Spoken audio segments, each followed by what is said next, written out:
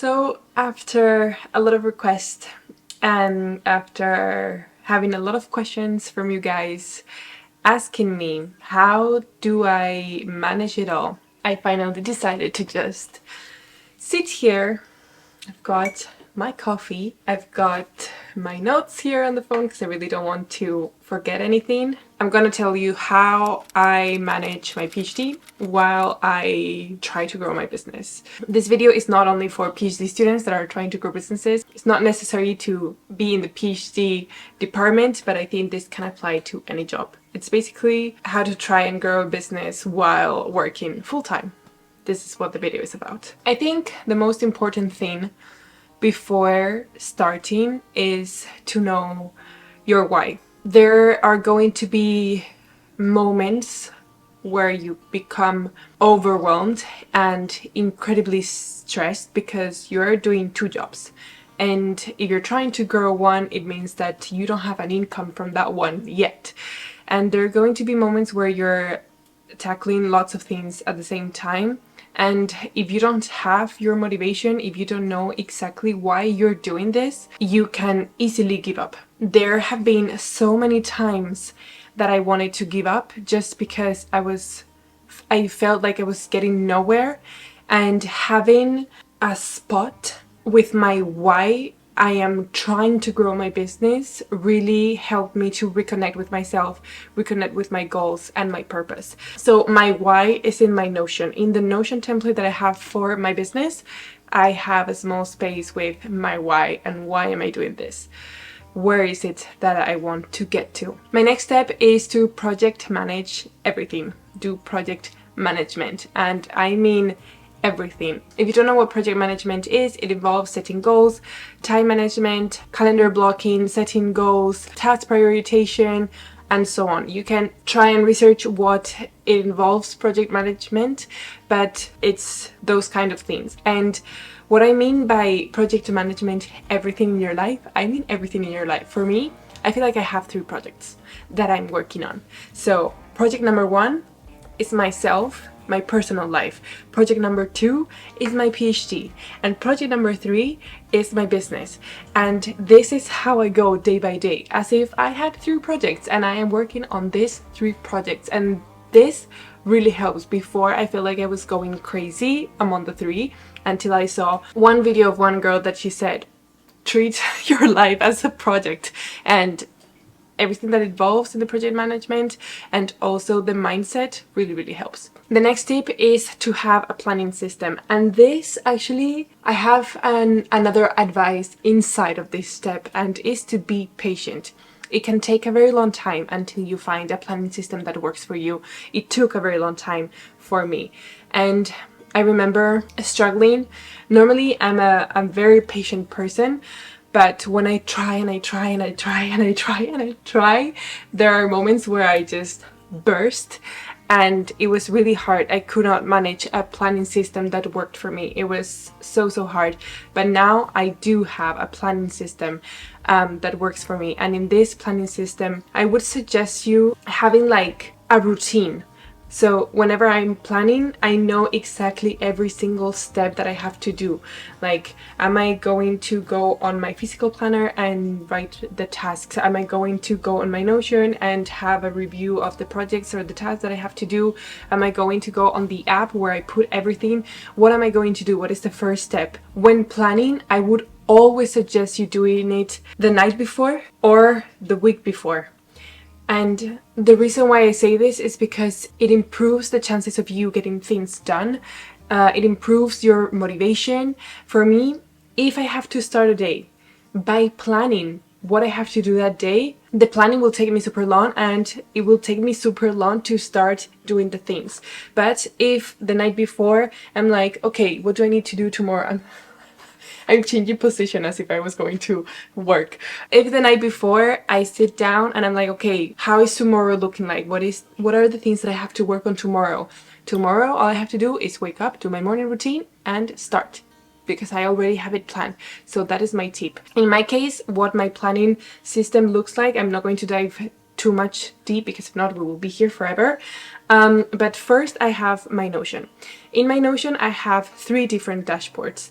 One for my personal life, one for my PhD, and one for my business. I really like having things separate and not mixed. So Notion, I use it for project management. It's not so much daily task or weekly planning, you know, things like that. It's more of the goals and the things that I have to do to make things work. So I have 2 physical planners. At the beginning I was all digital, but I really wanted to reduce the amount of screen that I use because it's a lot. So I went ahead and got 2 physical planners. This planner, I love it. This is from the Inspire Stories. I even have my initials here. This planner is everything regarding my personal life and my business. I like having this together because honestly, right now in my business, there's not so much that I'm doing because my PhD is my priority. So it doesn't get really overwhelming. And then I've got another one, which is this one right here. This one, it's actually finishing. By the time you see this video, I will have the new one. But this is for my PhD and only my PhD. These 2 planners, I use it for creating to-do lists, prioritizing tasks, and monthly planning also, mainly with experiments. And yeah, I really go day by day with these planners. And then I've got an app called Structured. And this one is really the one that I use on a daily basis, and this is the one that I use the night before. So normally Notion and these physical planners is more of monthly and weekly basis, and day by day is the app. And here I put absolutely everything that is happening that day, and I do it the night before or the week before if it's possible. I put things like when is my morning routine taking place and how much is it taking place, how much it takes me to get to work, that is there, how much for an experiment, an article, whatever it is, the task of the PhD, how much for lunch, if I am having lunch while I'm reading an article or working on something. And then after, I have put how much time it gets me to get home, if I want to do yoga or not, if there's something regarding my business that I can put in there. Every single task from my 3 projects go on a daily basis on the Structured app. So yeah, I really hope this is more or less clear. If you would like me to make a video about the full planning system, let me know and I will do it for sure. So yeah, that is the step. Have a planning system and really be patient until you find one that works for you. Okay, because we're talking about planning, I think it's a good idea to put this step here, or more than the step, it's just the advice. When working full-time and trying to build a business, there are going to be moments where you're not going to stop working ever, and this is a mistake and something that I have learned to do and still sometimes struggle, but it's really important to learn to stop working. Like, there are moments that you're going to arrive home from work and continue working on your business and not set a finish time and continue working until bedtime. And this is really not helpful, not useful, and it's leading me to the next advice. I feel like this to go together, which is block time in your calendar to take care of yourself, because truly, this is very important. You're the person waking up every day to work on your full-time job, on yourself, and on this business that you're trying to grow. If you don't take care of yourself, it's impossible that you will be able to juggle everything. Or if you manage to do so, it's a very high chance that you will end up overwhelmed and in burnout. And really, this is something that you want to avoid. So really make time for yourself and remember to set a time that you know, okay, by this time, there's no more working. No full-time job working and no business growing working. Something that has really helped me to manage everything and to keep on with my motivation and increase my productivity and being efficient is to do weekly resets. And what I mean with this is that I sit down and I evaluate everything that happened in the last week. What tasks did I set for myself that I wanted to do? Which ones did I do? Which ones I did do? Understand why, to see if it was a problem of, like, I don't know, I had a bad day, or I was not in the right mood, or maybe I put too much into one day.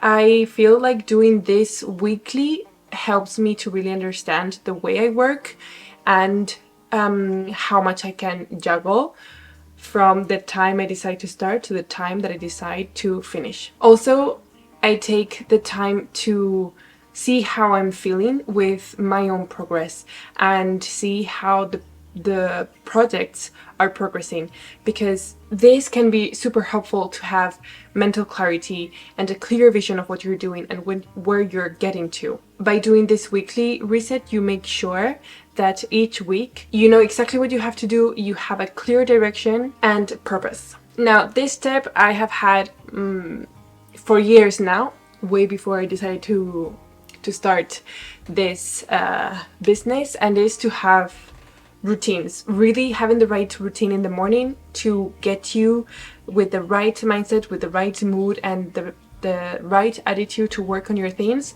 for me is really, really important.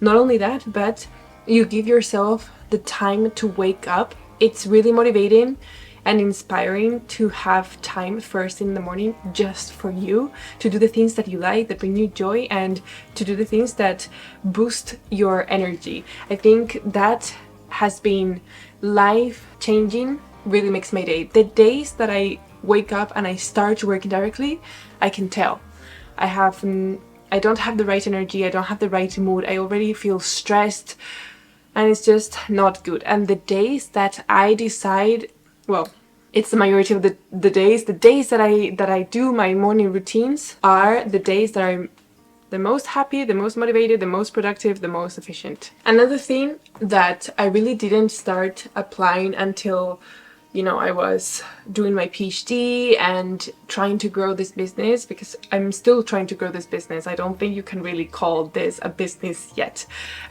It's slowly, being built. And I'm loving the process. But something really important here is to learn from mistakes. Whenever I had mistakes before, I would just ignore them. But trying to see what mistakes you made, why you made those mistakes, and where did those mistakes lead you to. I think it's so important not only to understand yourself and see how you can improve, but to understand the project and the obstacles that come with the project that you're trying to build, that you're trying to work on. I think putting the effort into making some time to analyze your mistakes and see how you can learn from them, it's really, really important. Another thing that really helped me was to dress up. So if you're working from home, or the days that you're working from home, like for example the weekends, which might be a thing if you're working full-time but trying to grow a business, I know it can be super comfy to just stay in your pajamas, nice and cozy and comfy, and okay, I will do this, but your brain knows it's not actually working. Your brain knows you're in resting mode, you're in relaxing mode. At least for me, I make very clear how I do certain functions, let's say, for my brain to know.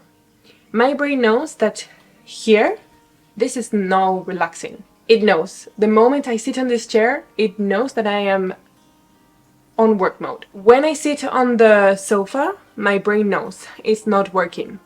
And the days that I try to be there working, I work a lot less, because I have used the sofa a lot of times, and I use the sofa a lot of times to rest, to watch Netflix, to meditate. So my brain associates sofa with resting. You use your bed to sleep, right? Your brain knows. Your brain knows that whenever you go to bed, it's for sleeping. If you start working on your bed and you start forcing yourself to work on your bed, there will be a moment where you won't be able to fall asleep, because your brain will think that your bed is for working. Your brain knows what you're doing when you're doing, because you're training it. Even without putting the effort or the mindset into training it, you are constantly training it in the different things that you do when it becomes a habit. So normally when you wear your pajamas, or when you are in a very cozy and comfy outfit, generally means that you're resting, and your brain knows that. So for me, dressing up, it just makes a very big change. Even to go to work and work on my PhD or do experiments, I have found myself have better energy and better mood when I'm dressed up. and when I like my outfit rather than when I'm wearing like, ugh, I just don't care. It's different, at least for me. You can try it out and see if it works for you or not. Okay, next thing, it's still not a habit. It's still not something that I have completely learned, but it is something that I'm really trying to. If you have a menstrual cycle, I would suggest you living in sync with it. Planning certain tasks depending on which phase you are in. I have been reading a lot of articles, I have been watching a lot of YouTube videos, and I'm doing 2 courses regarding the menstrual cycle and how it affects our behavior. And I think we should live in sync with our menstrual cycle, and I think it is really going to help at the time of knowing what things work better for each phase. That's my tip, a little tip here. I will make a video about this once I manage to actually live in sync, because right now it's not happening. I'm learning. So those are the tips that I have learned, let's say, on my own experience and on my own journey, and those are the things that I do on my own. Now, I am not doing this alone. I have a team that is helping me, and thank God, because before, when I didn't have a team helping, there were a lot of sacrifices that I have to do, because this is something that will happen. If you're working full-time and you're trying to grow a business on your own, you will have to say no to certain things like plans with friends or whatever it is that you used to do before. You will have to make the time for this new thing that you want to work on.